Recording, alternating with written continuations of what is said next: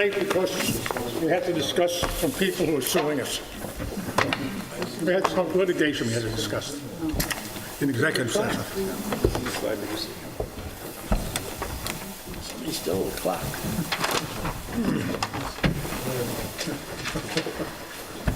Yeah, that's right. A little crowd clock.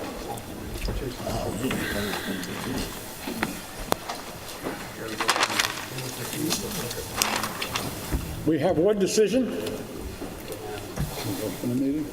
2992, Chappell and Anderson, 465 Hill Street. I move we accept this decision as proposed. I'll second. All in favor? Aye. Then we have one request for withdrawal, 2983 from Beechwood Latch, 101 Hill Street. And I have a motion to accept that withdrawal. So moved. I'll second. All in favor? Aye. You will notice that they are reapplying down at the bottom. The last application is from Beechwood Latch. They're changing their plan. So they have to withdraw the old one and come in with the new one. Seems kind of strange, but that's what they're doing. Now we have 5 new cases. First one being 2993 Southampton RE Partners LLC, 95 Downers Kevin, Lane. excuse me, can you call this out of order and then call the number 4 case? Oh, yeah, you're right, I'm sorry. That's okay. Yeah. I had a call before from Chick, he's going to be late. So this he works requested that we put the ones with the wetlands at the bottom, which would be 2993, 784 Meadow Lane. So we can start with 2995 Dinah Maxwell Smith. No, 2996, Lynch.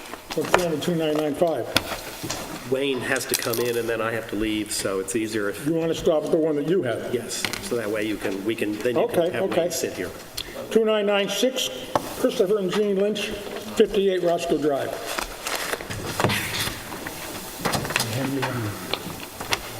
I'm getting it. Hold on.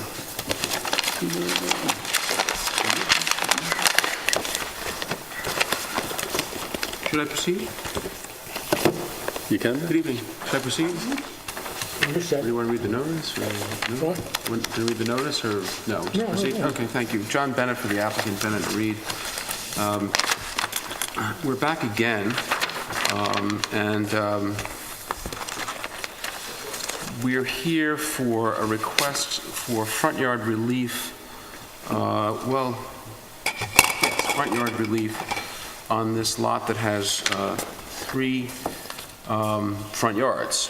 I looked at my old Anderson on zoning, and Anderson refers to a 3 front yard situation as a textbook practical difficulty. Now, practical difficulty is not technically the standard anymore, but it's pretty much been subsumed in the 5-part standard. So you have a parcel that has 3 front yards, and what would we like to do here?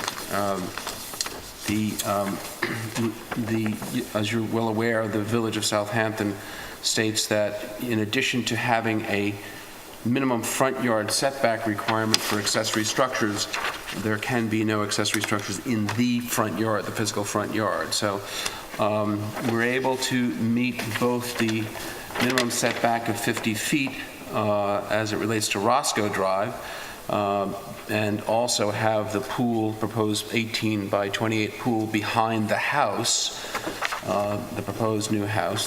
So therefore, it's both in conformance with the minimum accessory front yard setback of 50 feet as well as being behind the house.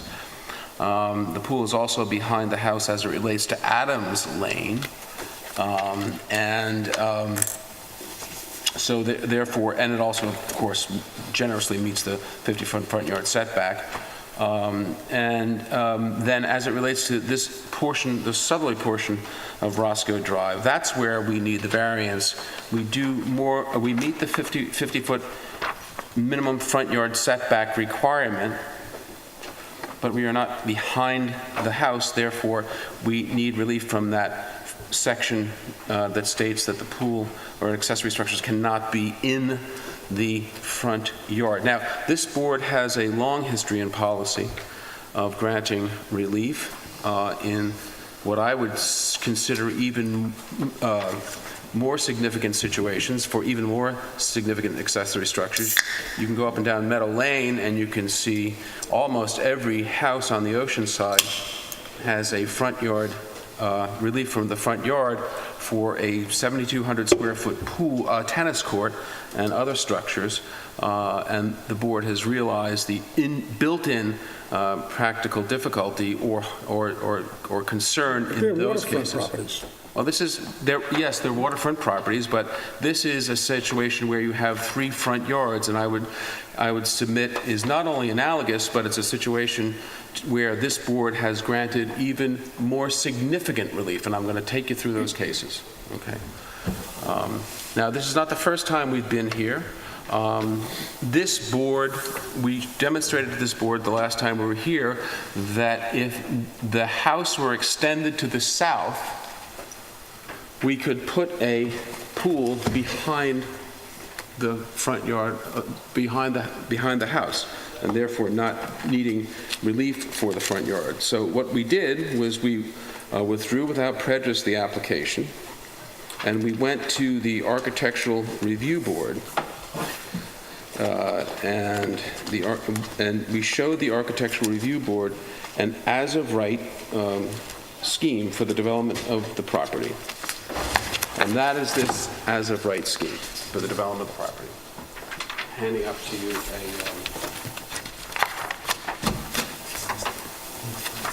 drawing showing what we showed you at the Architectural Review Board.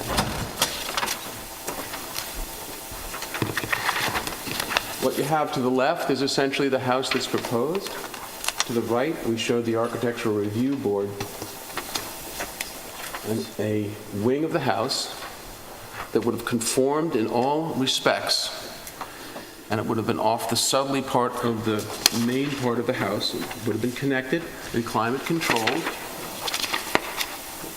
and therefore part of the house, and we wanted to put the pool behind that.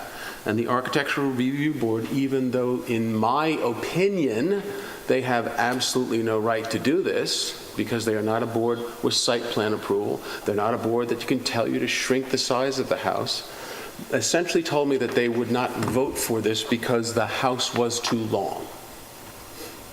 So what did I do? I tried to obviate the need for a variance by going to the Architectural Review Board, and 2 of the members, and at the time the board was a 2-to-2 board, said they would not vote for this. I think it's within their power to tell me what the fenestration can be and what the house can look like, but I don't think it's in their power to do that. But having said all of that, they offered to write a letter, which they have, to this board, saying that they would prefer, in so many words, this board to grant the variance for relief over here, as opposed to me constructing, my client, by the way, Mr. Lynch is here this evening, as my client constructing a house of this length.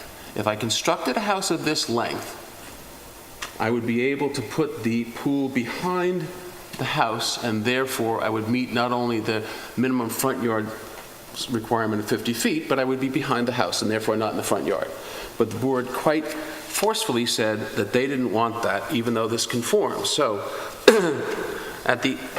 I'll read their letter, or the relevant part of their letter. This was after multiple meetings before the Architectural Review Board. At the suggestion of the BARHP, owners agreed to resubmit a variance application to the Board of Appeals upon condition. This board recommend approval of the variance, such as the purpose and intent of this letter. This is the letter from the Architectural Review Board.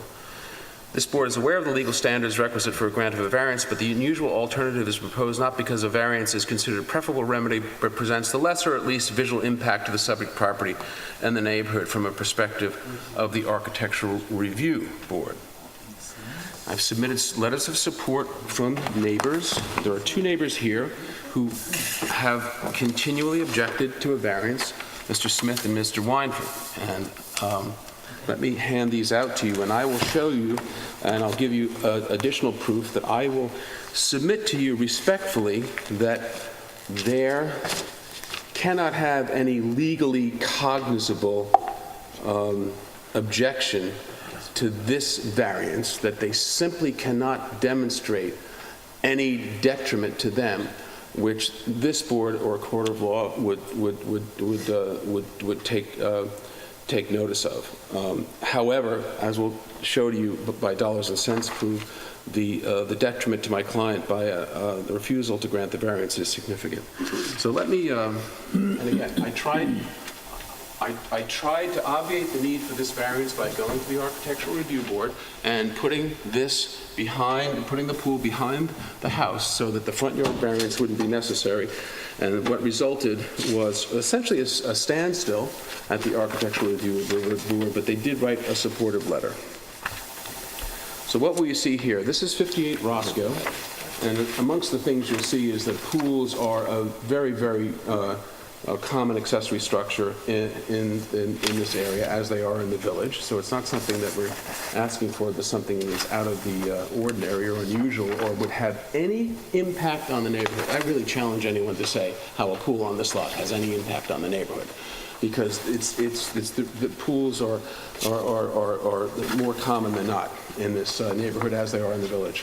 So here's 58 Roscoe Drive, and what we've shown, Mr. Lynch has shown here the proposed pool location, which is on the southerly end of the property, to the south part of the house. We've shown the letters of support, 11 Leo's Lane, and the two houses to the southwest. Letter of support to the neighbor diagonally across to the southwest. Probably the person who would be most impacted by this pool. Mr. Weinfurt, across the street, but to the northerly part. Everyone's hopefully gone out and seen the vegetation in front of the house. We've seen Mr. Rump's proposed planting plan, and we'll have no visual impact on Mr. Weinfurt. No impact. I challenge anyone by any reasonable method to say that this will have any dollars and cents impact on Mr. Weinfurt, on Mr. Smith, his use or enjoyment of his property. No sound relation. Remember, what's the setback in the village code? 20 feet. The village trustees have said that a 20-foot setback is enough, and the 20-foot setback, that's the goal to buffer any sound impact much, much further, hundreds of feet, probably 150 feet from Mr. Smith, and probably almost as much from Mr. Weinfurt. I literally challenge anyone to show by any sort of cognizable, reasonable proof that there'll be any impact on the two primary objectives by reason of a grant of this variance. Contrast, if you would, the impact on my client. Now, we have a letter from one of the prominent real estate brokers, Mr. Grant, Harold Grant, who has estimated that the difference, the delta in value between this house with the pool and without the pool is $450,000 to $500,000. That's not surprising. A pool is something that greatly impacts all residents of the village of Southampton. A pool is something that greatly impacts the value of a piece of property. So I'll read Mr. Grant's letter quickly into well, I'll skip the first paragraph. He sort of gives a mini CV. But getting to the heart, I've reviewed the proposal that is currently before this board requesting relief to construct a pool. Taking into account the value of the property with and without the pool, it's my considered opinion that the value of the property is increased by $400,000 to $500,000 if the board would grant the application. The value is increased not only for sale but for rental purposes. In reviewing the surrounding properties, it also appears that, in my opinion, the grant of the application of this pool will have no negative effect on the values of the surrounding properties. Now, a couple of times we've been up here and the objectors have said, well, Mr. Lynch just wants to increase the value of his property. Guilty. Every single applicant that you have before you wants to increase the value of their property. I don't think that's a venal thing. It's up to you to decide whether or not the application is reasonable. But the mere fact that someone wants to increase the value of their property there's nothing wrong with that. That's what we do with properties. And just the question is whether or not that increase, that benefit to you, is going to have any greater negative impact on your neighbors, and I would suggest to you that there's simply no way to prove that that would be the case.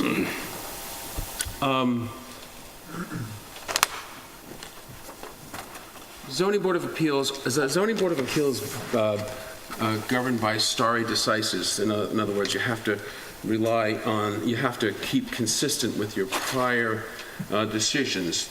Not so much in the way that a court would be, but there is a body of case law that says if you have people that are situated in a similar manner for the purposes of the grant of the variance, you have to distinguish them. So what I'm going to talk to you about now is a handful of cases that I just don't, in all fairness, understand how one could distinguish the grants that the board gave in those cases. So let me go through them, and I'll try to beat through them very quickly because they speak for themselves. I want to just describe them generally and show you the surveys. There's the Braverman decision, which is on the street, and Mr. Braverman is the neighbor to the east, well, I don't know if it's Mr. Braverman. He's a wonderful gentleman. I forget his first. He's Malcolm. Yes, that's right. But the board did grant a variance to 42 feet for front yard relief. And everyone says, oh, well, that was different because it's not really a front yard. Well, it's a front yard. It is. You granted a front yard variance in that case. That's all there is to it. And people say, well, that's a technicality. As my old law school professor used to say, a technicality, that's otherwise known as your opponent's winning argument. This is a variance for a front yard that was granted on a greater degree that was granted to the property directly to the east. To the east, yes. Then you have the case of, hold on a second here, the Ingoglia case. That's back in 2011. Relief was granted to construct a pool 35 feet from Moses Lane, 35 feet from Moses Lane. So additional, not only was relief needed for, the fact that the pool was going to be in the front yard, but also dimensional relief was given because it didn't meet the required front yard property. That property, 3 front yards. And again, the relief we're asking for is not even as extensive as that.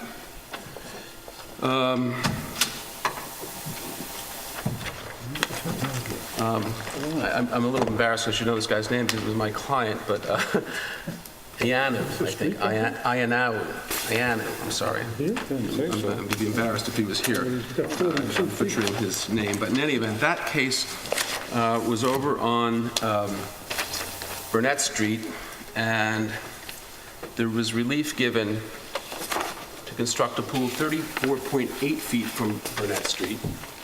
It was behind the house, but again, relief was given about 12 or 13 feet more extensive than what we are requesting here.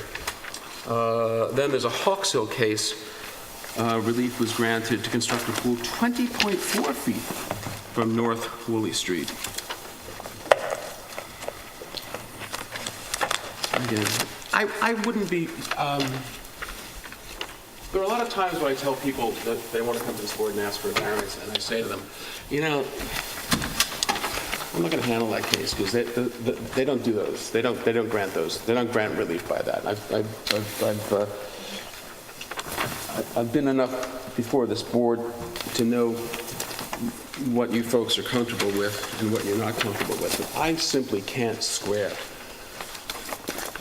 Honestly, gentlemen, I can't square a denial of a variance in this case with the past conduct of this board in these and probably some other cases. Mr. Lynch has a textbook, what we would call in the old days, practical difficulty. He's got a 3 yards, and by the way, this fact of, it's a self-created hardship, well, everybody knows that a self-created hardship is one of the factors that you look into. Well, he shouldn't have bought the lot. Half the lots since the zoning in 1930 have non-conforming issues. It's probably rare these days, given the way properties are transferred, that anyone who comes before you doesn't have a self-created hardship, because they saw the lot, they were analyzed the lot, but then they analyzed what this board would typically give on applications of this matter, and they went in and they made the application. So the fact that Mr. and Mrs. Lynch bought this lot with 3 front yards and were aware. Well, it's interesting. It's interesting. Because they're not so venal about it. And it's not so guilty of self-created hardship. There was a building permit on this lot when they bought it to have a pool in this location behind a house, an extension of the house. You brought that to our attention. We brought that to your attention. When we were here the last time. We went back to the Architectural Review Board, and they said they don't want a house that long. So thus the letter from the Architectural Review Board, in effect, supporting the application. Visually, there's no issue with this. It's an at-grade pool, well in excess of the minimum required setbacks of 20 feet for pools. It's out of the visual corridor of Mr. Weinfurt. Mr. Smith is not even going to know it's there. It's on the other side of the house.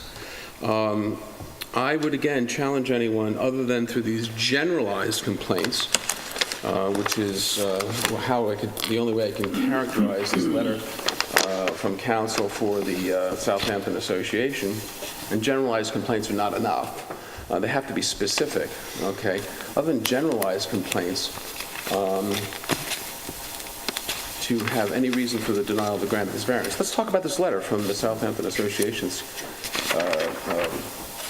lawyer. Given the extreme visibility of this lot, well, I don't know how it's more visible than any other lot, but given with 3 sides of the property fronting on public streets, thank you for making my practical difficulty argument, the association is concerned about adverse effects on the character of the neighborhood.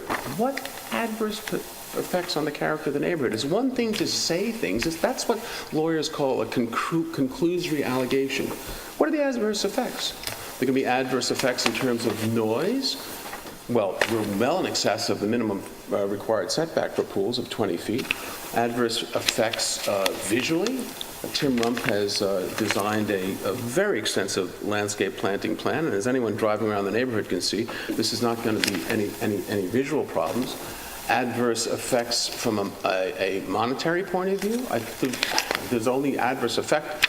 A monetary effect is going to be on my client, a demonstrable adverse effect. So, yes, it's difficult because you have Mr. Smith and you have Mr. Weinfurt, who are longtime residents of the community, and of course you have to be patient with them and hear what they have to say. I've known Fred Weinfurt for my entire life. It's not a comfortable position to be in when he's objecting to something.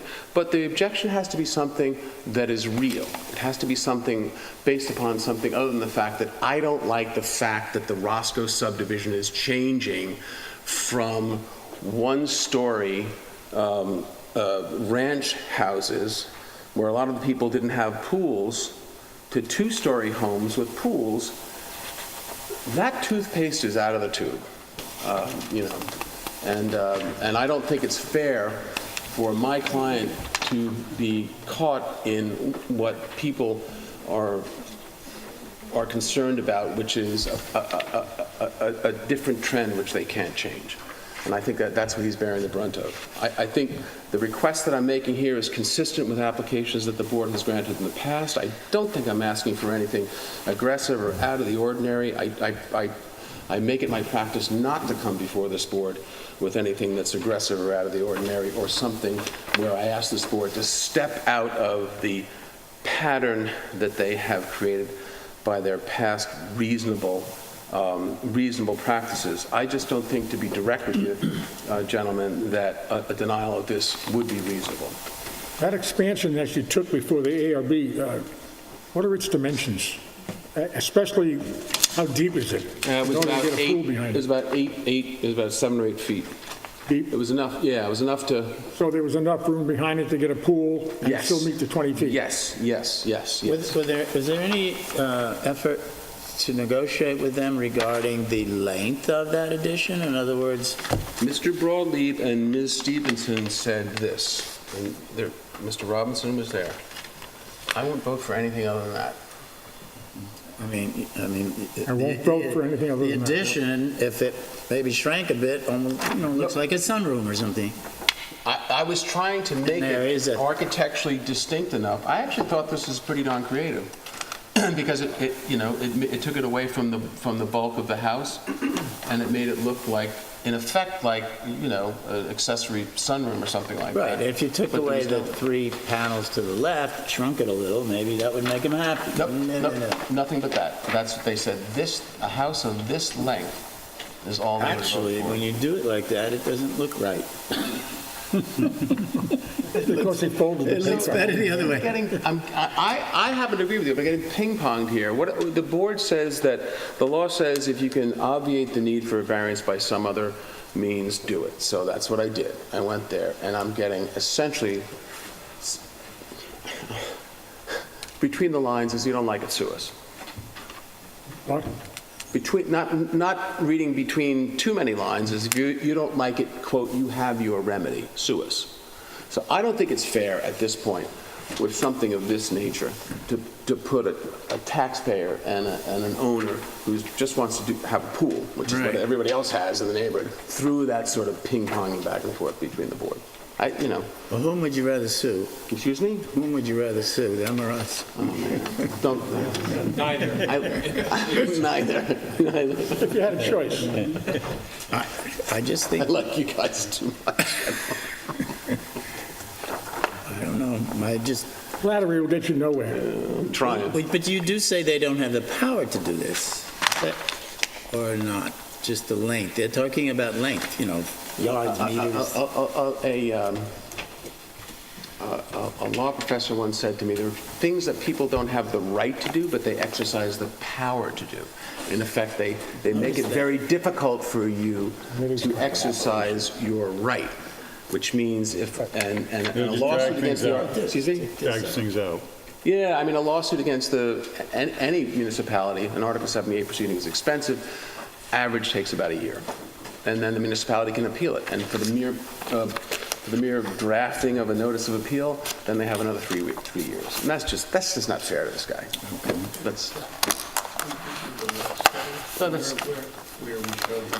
Yeah, but that's, I think, yeah.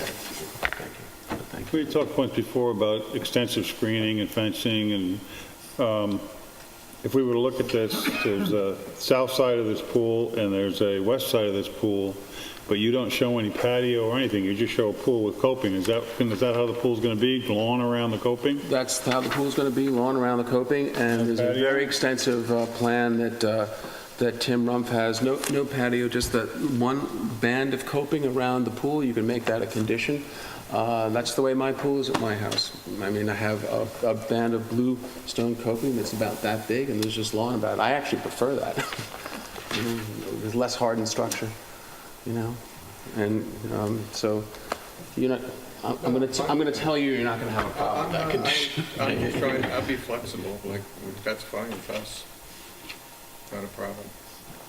But anyway, I think I've said enough. I know you want to hear from the public, and unless you have any other questions that I can answer. I know some of the board members were comfortable with this, so I tried to do it another way. I got run into a stone wall there, and all for stuff that I don't think can anyone really claim, other than in an conclusory way, that this is going to have any impact on the neighborhood? I mean, We don't see it.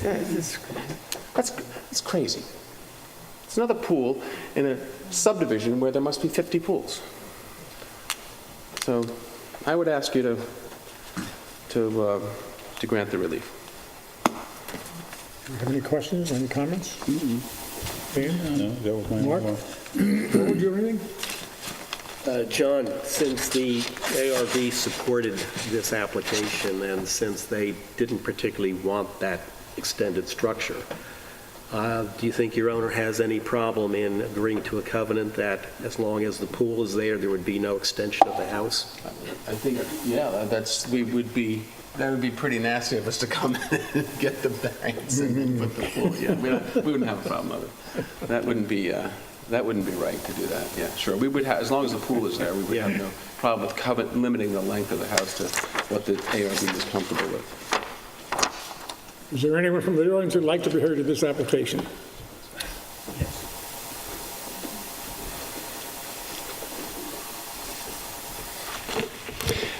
My name is Fred Weinfurt, the one you've heard referred to several times this evening, and I reside at 45 Roscoe Drive, across the street from the subject property. Well, where do I begin? Some of the comparables that were referred to as far as the placement of pools. Yes, there are pools in the Roscoe community. They happen to be behind the house. Don't know how many of them really require the variance. I know one of my neighbors, Mr. Malcolm Braveman, who's here this evening, was referred to that he needed a front yard variance. He did because it was a little strip that wraps around where Roscoe turns into South Roscoe. But I submit that his house faces on Adams Lane and the swimming pool is directly behind his house.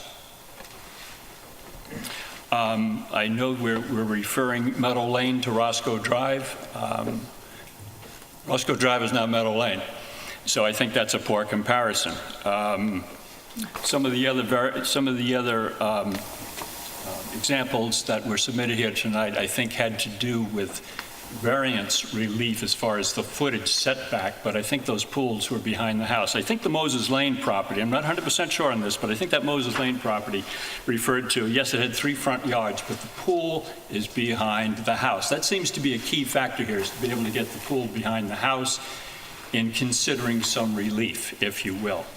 But that's not the case here. The pool is not behind the house. And although it was discussed that a guarantee would be given that if this board is so inclined to grant a variance, that they would not put that extension on the side of the house. Well, of course they won't. They put it on the side of the house to avoid coming here to get a variance and get approval to be able to say that the pool was behind the house. So a lot of things at play here, but I'll just go through my notes that I have. And I start off by saying, well, here we are back again, where we were approximately a year ago, addressing the same front yard swimming pool variance request that was sought at that time. By the way, just another correction, there was a comment made that there was a building permit outstanding to allow a pool on this house. That building permit expired years ago, about 7 years ago, I think. So there's no permit for a pool at this house, for a pool at that house at this time. As I discussed then, the applicant was and still is looking to build out to the maximum, 3,914 square feet, 2-story residence. In doing so, and because of the unusual dimensions of this lot, he cannot get a swimming pool on the property without a variance. After several attempts before this board, the application was withdrawn. They then subsequently modified the plan of the house to add, and oh, by the way, that extension was 28 feet long and 8 feet wide. Kind of like a bowling alley type pool house appendage to the south side of the house in order to get the swimming pool where it was originally proposed for the variance. It's in the same place, but this appendage was put in front of it to be able to say the pool was behind the house. As you will see from Albert Robinson's referral letter back to this board, the ARB did not look favorably upon this unusual design, nor did it look favorably upon the applicant's attempt to landscape around the property so it could not be seen, the appendage. The chairman of the ARB inferred that that board did not look favorably upon screening to hide something that shouldn't be there in the first place. There are 2 evils here. One, a strange 28-foot long, 8-foot wide appendage designed to avoid the need for a swimming pool variance, or the alternative, a swimming pool in a front yard. The ARB felt that the lesser of these two evils was a pool in the front yard, and therefore have referred this matter back to you for your consideration. However, in my opinion, these two evils or wrongs do not make a right. As I discussed before this board last year, the subject lot is a focal point within the Roscoe community. 4 roads, Roscoe Drive, Adams Lane, Raymond's Lane, and South Roscoe Drive, all converge at various points around this property. It has 3 front yards, as has been acknowledged.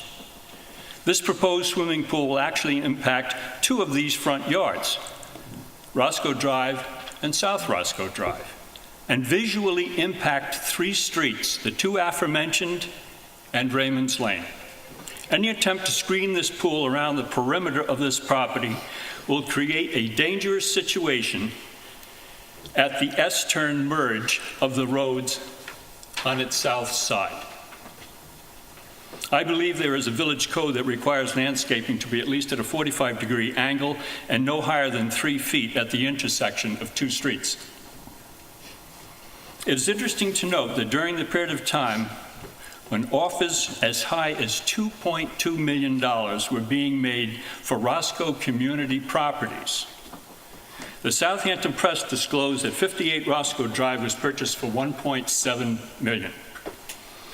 It was known that this property had limitations, and I would suggest this is why it sold for $500,000 below offers that were being made for other properties. This would confirm the number that was presented earlier, that the impact of this is about $500,000, and you know what? The market reflects it. And there was a discount on that property because of its limitations. If the applicant wanted to build a large home with a swimming pool, he should have considered one of the other properties for sale in the Roscoe community. There were others that would have allowed exactly what he wanted and probably would have been here for a variance. But he got a bargain. The applicant intends to tear down the existing ranch house. He is starting with a clean slate. There's no hardship here other than the one he is creating for himself. Since this is entirely new construction, the applicant should be required to conform to existing zoning, and this application for a swimming pool variance should be denied. To do otherwise will create a dangerous precedent. Last year, Mr. Chairman, you made a comment when reviewing this matter that there are just some lots in the village that can't take a pool. Well, nothing has changed. Thank you. Is there anybody else who'd like to be heard? Your pleasure, you want to close it? Shall we close it for decision? Yeah, I don't have any further issues, Have a questions. motion to close this to So decision? moved. Second. All in favor? Thank you. Good evening.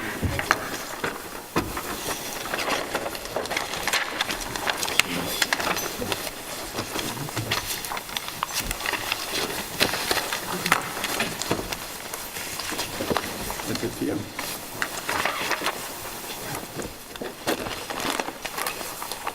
It's still daylight out.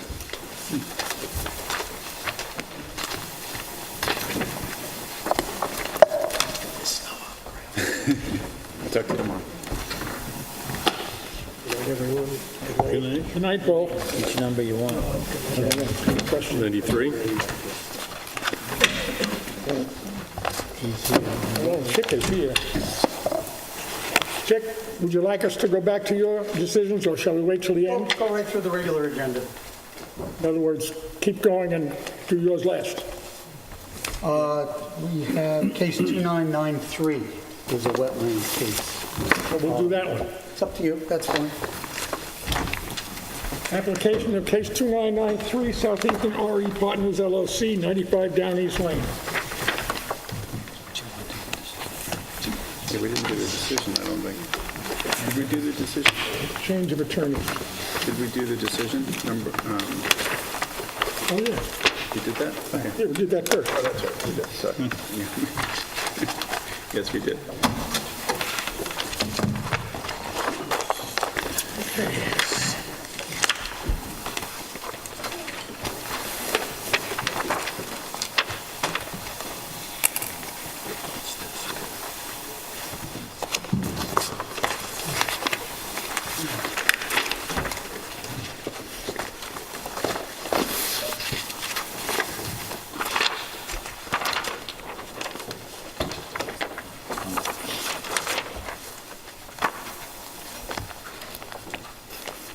They were all set. Good evening, Mr. Chairman, members of the board. Brant Reiner from InterScience Research Associates on behalf of the applicant and property owner Southampton RE Partners. We're here tonight to talk about the proposed dock at their 95 Down East Lane property. The property abuts Hetty Creek, and the proposed dock is intending to extend into Hetty Creek. The application before you is for a wetlands permit to construct a 4-foot wide pathway through a existing 75-foot buffer, which was established as part of a previous ZBA approval for the development of the property and a buffer restoration. The application also includes a 4-foot wide catwalk extending from the wetland boundary, just landward of the wetland boundary, into Hetty Creek.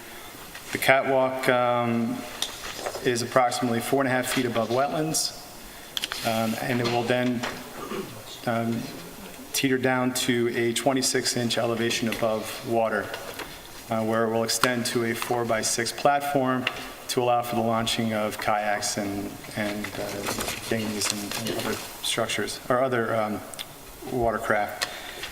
All of the structure will be constructed of untreated materials consistent with DEC and town trustees' requirements. And the structure will also include a 4-foot by 16-foot open frame dinghy sling. I tell you all this, although it's probably not important to the board, because the jurisdiction of this board, as we all know, ends at the wetland boundary. So anything seaward would then fall into the town trustees, DEC, and Army Corps jurisdiction.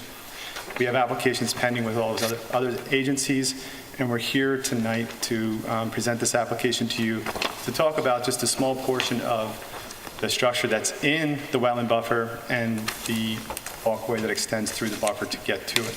Sorry, the pathway that extends to it to get to the catwalk. This application is fairly consistent with the other structures that neighbor this property to the north and the south. And we believe that it's something that the board has agreed to in the past. So that being said, I'm here to answer any questions that you might have. Questions? Defer to Chick, but the only question, Brent, is do you have a DEC permit yet? Not yet. Applications are pending with the DEC, town trustees, and Army Corps. Just a question, actually, Wayne and I were looking at this. Is the hunting blind that's shown on the plan existing? The hunting blind exists, and it exists, my understanding, is with town trustee permits. It's not owned by the property owner. And there's no change under this application? It's just shown on the plan because it's an existing structure? It was shown on the survey, and therefore it ended up on our plans. Okay. You say there is a permit for it on your property as opposed to out in the wetlands? The town trustees permit the existence of the duck blind, and the parameters of that existence, I think, stretch like 500 feet. The owner of the blind has the ability to set up the blind pursuant to oversight by the town bay constables. And it has its proper placard on it, and the bay constable, I understand, has been to the site and confirmed with the project manager that the blind is existing legally. And the owner has no intentions to ask them to move it or remove it. You satisfied with that? Can you provide us with copies of that documentation just for the record? For the duck blind? Sure. Brant, what material will be used to maintain the 4-foot wide pedestrian path? That has not been specified, but we could covenant mowed grass or pine chips or mulch, whatever the board would want us to put in there. Yeah, something minimal, pine chips or wood chips would be fine. Yep. You want to add that to the plan? Sure, we'll specify whatever you would like us to show. I'll leave it up to you, but as long as it's a minimal approach, either mowing or wood chips would be fine. Sure. 4-foot wide is fine.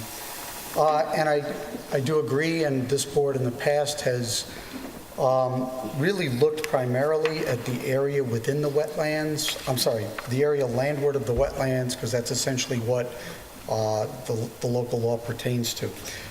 So this had been permitted before.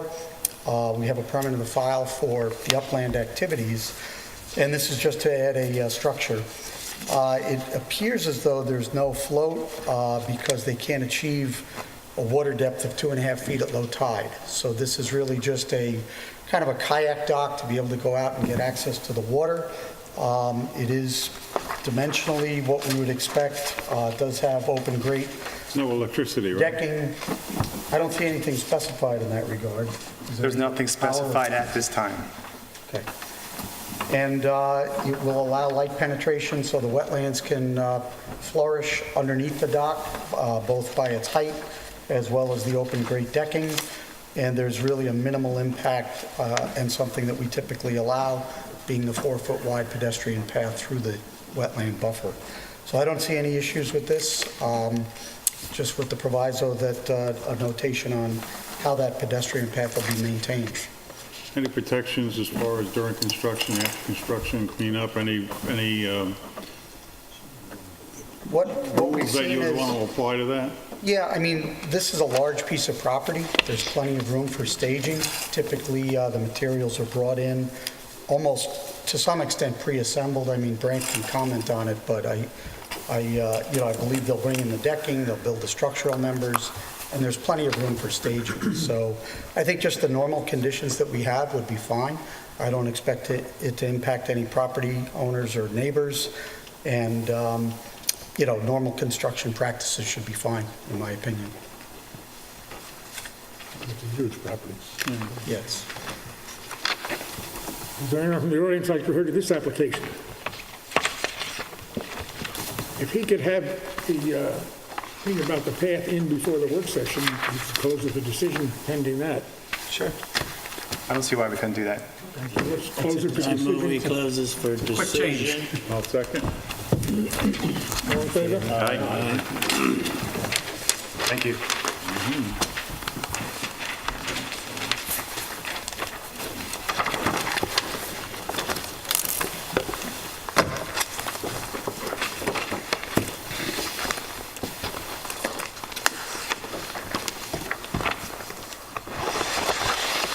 On the application of case number 2994, 784 Meadow Lane, LLC, 784 Meadow Lane. Good evening for the applicant, Gilbert G. Flanagan, 21 South Main Street, Southampton. I have an affidavit posting and an affidavit of mailing.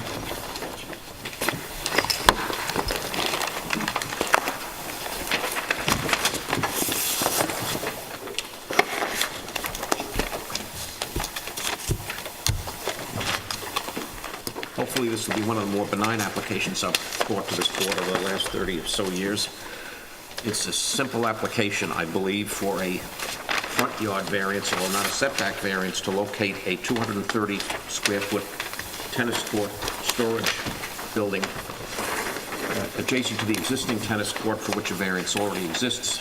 And as the plans I submitted show, at least half of this building will actually be below grade, since the tennis court is, as you know, was approved, had to be sunken. And part of the materials I submitted were the variance which you previously granted for the tennis court on this property, and also a copy of the planning board site plan approval for construction of the tennis court. And as you can see from the Google Earth photo that I provided, I hand up now, the site is under construction, the tennis court shows, and the proposed building will be located on the easterly side of the tennis court, therefore away from both of the neighbors.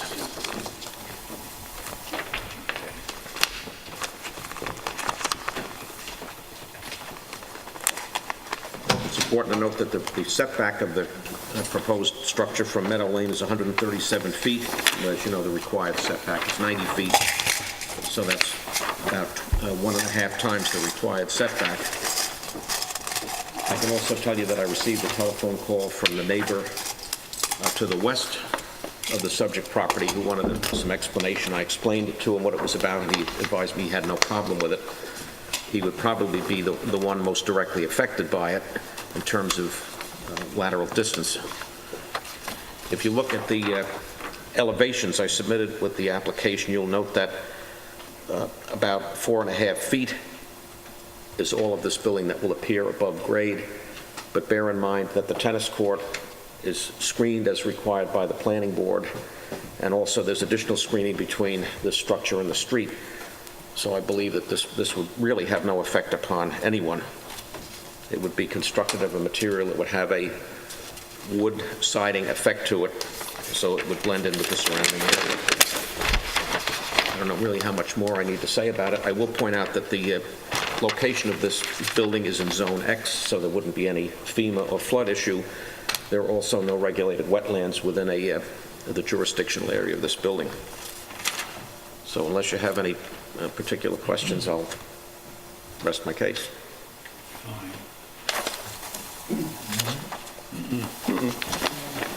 Mark?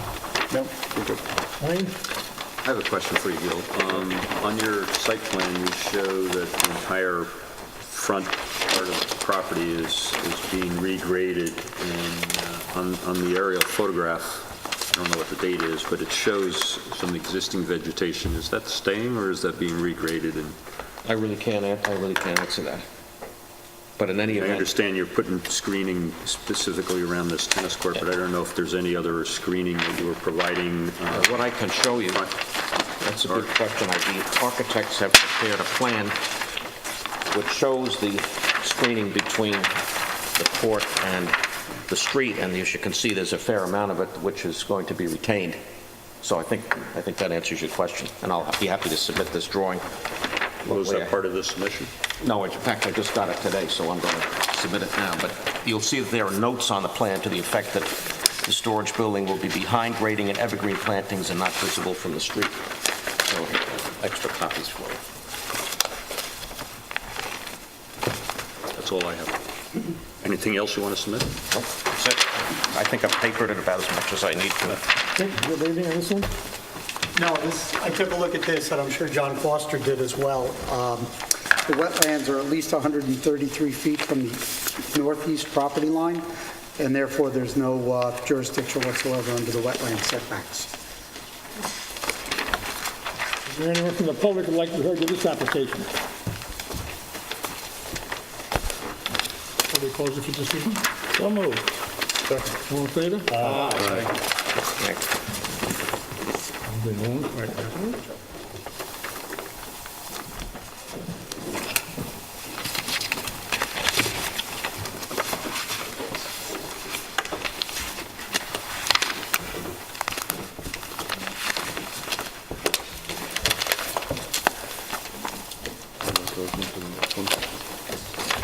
On the application of case number 2995, Dinah Maxwell Smith, 59 Meeting House Lane.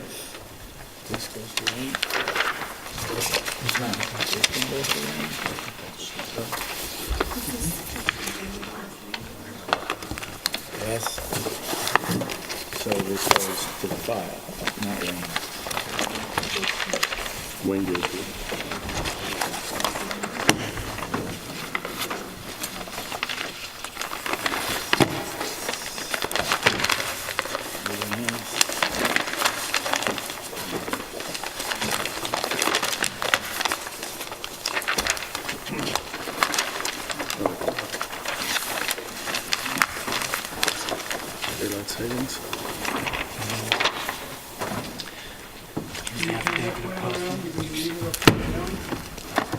Turn it around. All right. Good evening, members of the board. Jeffrey Gibbons, architect for the applicant. The applicant seeks to enclose a recessed porch that exists on the front of a house that she purchased 5 years ago. It was basically built around that time. And add approximately 7 feet to the front of the house, leaving a front yard setback, if the variance was granted, of 25 feet. This house previously had a setback of 32 feet, which it meets right now. But there was language within the decision that mentioned the fact that other than that it had been in the MF20 district, it would be 25 feet, would be the front. There are properties on several, the property to the west is 24.8, I believe, and on the east, there's two houses. One is 28 and one is 31.8. The reason for this is that this particular house does not fit into the neighborhood. It's almost like a cartoon of a house drawn by a child. It has materials such as standing seam board and batten. It has a standing seam metal roof. The applicant proposes to remove the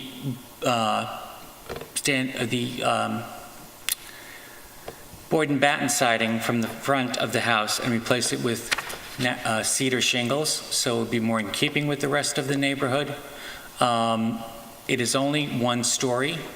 And finally, a hardship that you might consider is the fact that this house has 1 closet on the first floor. There is no storage in the attic because it is full of HVAC equipment. And there is a large section of the house in the middle where the stairs are that is 2-story. However, the rest of the house has no southern lighting, and the owner would like the chance to have some southern lighting in the front of her house and also have a closet near the front door. Even though it does show a standing seam metal roof, we would put asphalt shingles on that roof, more in keeping with what is existing in the neighborhood. I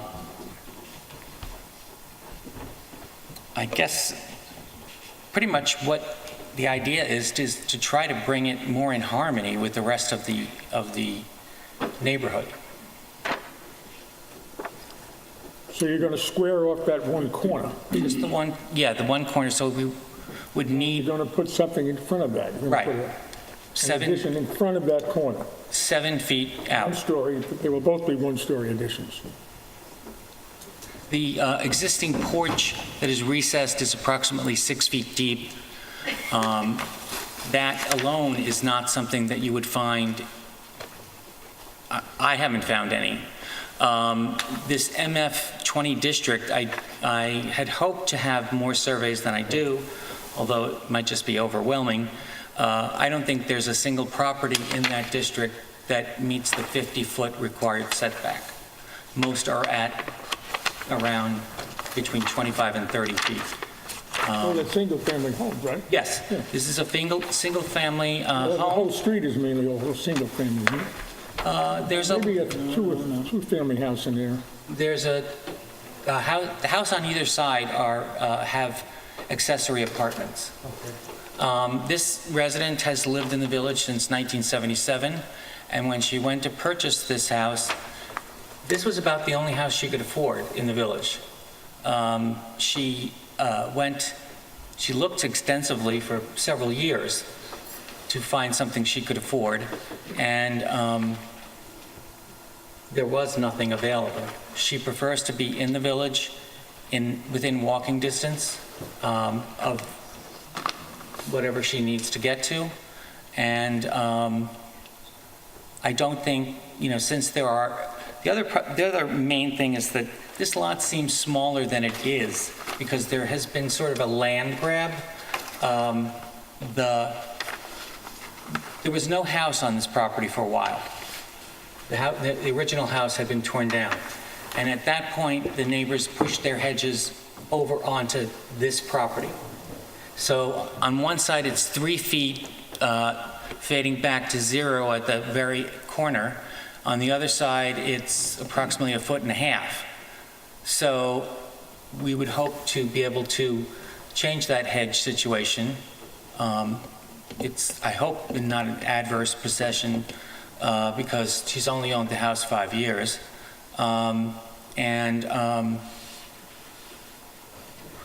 I think that's pretty much the, There's a garage back there. Is that used as a garage? What's it used for? There's no access to it by a vehicle, storage. used for storage. Board and batten, that's the vertical? And with the sides? It's stained, it's like the barn siding. Right. It's stained red. There's also shutters on the second floor over the middle window that she'd like to remove as well. And But the siding will remain board and batten, did you say that? on the sides, The siding. it will wrap around where this extension would be. The shingles would wrap around. And she would take the shingles, the board and batten, off of the front section that is not extended. So it would match the material on the second floor of the house. So it would be wood shingles from the ground all the way up to the peak, the gable peak? Yep.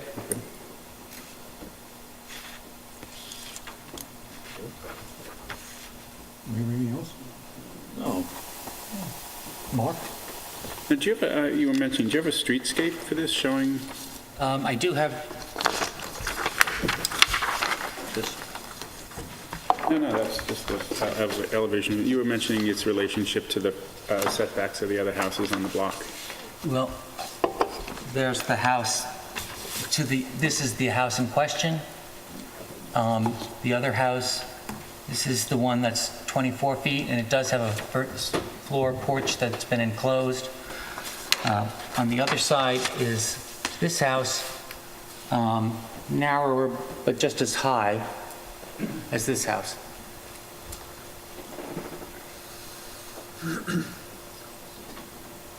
Can you submit copies of that just so we Sure.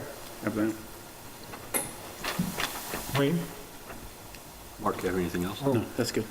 Just following up what Mark said, it would be helpful, based on your testimony, to just support that with perhaps an aerial photograph that shows structures, adjoining structures, or more importantly, this is a little pocket of MF20. So what are the setbacks exactly as you described? I believe you're correct, but it would be helpful to have that documentation in the record. You mentioned also there was a prior decision on this property? Yes, It would when this be house- helpful to have a copy of that. I do, but not with me. Right, and of course, the existing certificate of occupancy, if you could get that for us.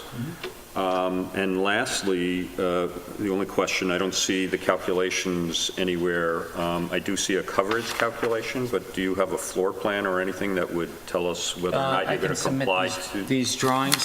The house, with this new extension, is adding, enclosing 113 square feet, adding 143, for a total of 256 square feet of living space. Any more additional bedrooms? No. And how does that impact your gross floor area? It would give, Have calculations on these plans? yes. So if you want to submit those, that would be very helpful. And I'm assuming it complies to the code? Yes. The GFA, there is approximately, for the lot coverage, approximately almost 600 square feet below what the GFA, what the lot coverage is, and it is below the GFA, the current GFA law for the house. So if you can submit these floor plans, I don't know if you can do that tonight, that would be very helpful. And if you can follow up. Would you want more than one copy? Yeah. Yes. Okay. So I'll get more copies made and I'll submit that. Did you say the neighbor's house was 28 feet from the road? The one on the very corner of Pine Street. Going to the east? Going to the east, yes. The house to the west is the one that's 24.8, and the house directly to the east is 31.8. But looking, obviously, I looked through some of the old maps, and that house originally had a porch on it that has been torn off. So it was, This house? no, The other? One to the okay. The one to the east? it's 67 Meeting House. It's directly to the east. So the 25 feet is in character with neighboring houses. Yes. How And many that, bedrooms do you have? 3? 3? All right, so you've got parking for 2 cars then, right? Right. Yeah, okay. And this would also add, as I said, a large closet by the front door and a sunroom / dining room, because there is no dining room to the house. Doesn't add any bedrooms. No. Because it would be the entrance to the house. Right. Is there anyone from the public who'd like to hear this application? No, I guess we'd better hold it open, No, I think... close it, and he can submit those? Yeah, if you can get these documents that we just talked about, the prior decision, the copy of the certificate of occupancy, these plans that you have, and these photographs, and anything else to support your testimony about the character of the area, I would suggest an aerial photograph, or if you've done an investigation, particularly on the 2 adjoining properties, a copy of their survey or anything else, that would be helpful. Okay. We do have one letter from a neighbor across the street, James McFarland, and he claims he was not noticed in time for this meeting, likely due to the various storms. He would ask us to hold it open until the next meeting, but I think we're going to close it subject to what he's going to submit. Is that it? That was a suggestion, although you could consider that letter. I guess the question is, did you send a notice Yes. to Mr. McFarland? Mailed a notice. You got it? You got it?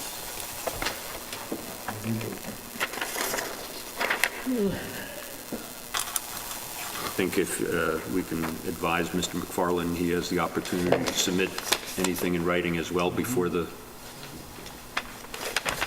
put written submissions. Give him the opportunity. If he wants additional time, you could do that. Well, we could hold it open if you want. You could.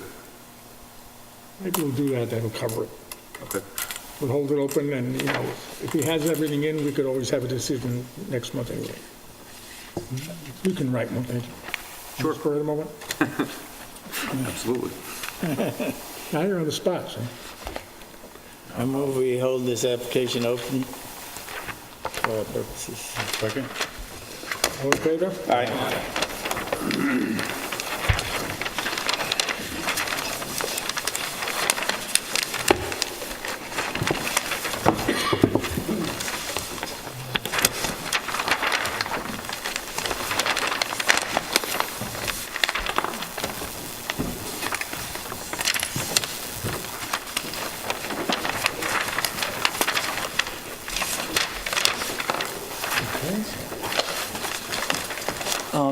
Besides the drawings, since this is my first time before this board, how many copies would you like?